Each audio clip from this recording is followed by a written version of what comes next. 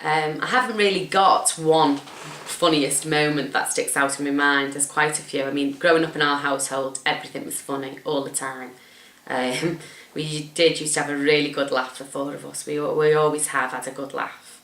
Some of the funniest stories, I mean, one that really sticks out in my mind, and I think a few other people will probably mention this, is my mum and her shopping habit. My mum is a shopaholic. Every weekend, without fail, we'd go to Grady. We'd go to Grady and then we'd go into town. And we'd go to Grady and we'd stop and talk to every Tom, Dick and Harry that my mum knew from Scotty. And we'd hardly get any shopping done. So then we'd go on to St John's Market. And I remember Paul used to come with us in the earlier days, but as he grew up, he realised he got a bit cheesed off, really, and he could say no to my mum.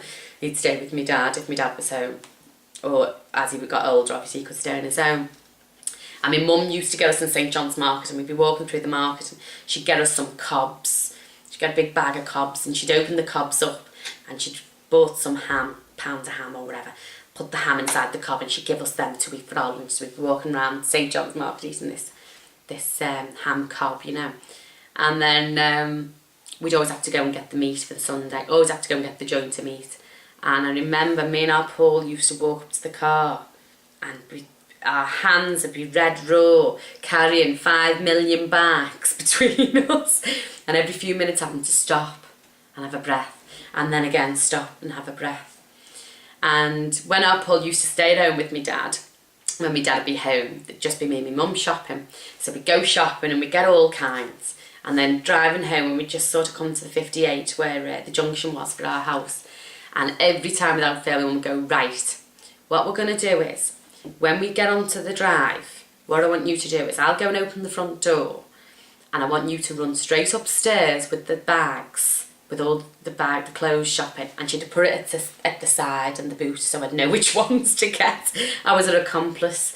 I want you to go and get the bags of all the clothes shopping, and I want you to run straight upstairs to my room and put them at the bottom of my wardrobe.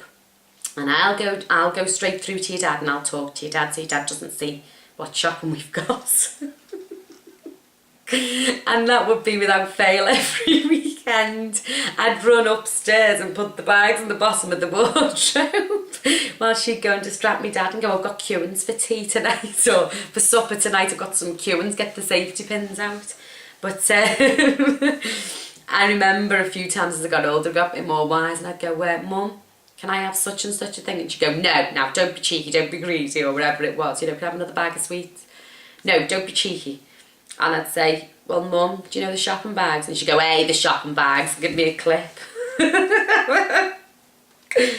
Another thing about her saying, don't be cheeky, don't be greedy, she used to take us down to the corner shop to get a quarter of sweets each. So me and Paul would choose a quarter of sweets on a Friday. And my mum would be stood with us, and my mum would go, I'll have some aniseed curls, and I'd have some sweet peanuts, and I'll have some blackcurrant and licorice, and we'd go, all right, Mum, can we not have another bag of sweets? And she'd go, hey, don't be so hard-faced. And then she'd carry on choosing more quarters. She'd come away with about 4 quarter bags of sweets. Me and Paul would just get a quarter of sweets each. But the shopping, I mean, even to this day, you only have to turn around for a second and you've lost her because she's zipped off to another shop or another market store. She's an absolute case when she goes shopping. And she lives for shopping. And she still does the same things to this day. She doesn't tell me dad when she buys things. If she does tell him when she buys things, she says it was an absolute bargain. It was only £20 and really she's paid £50 for it or whatever it may be.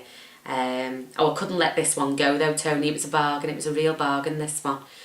You know, and I think she'll always be like that. So sometimes is it any wonder that my dad panics about the pensions and when he's going to retire, because he's got to keep me mum in shopping, really, hasn't he? So I'm not sure if my dad's going to be working till 70, let alone next year. But she'll always be like that. She'll always be like that.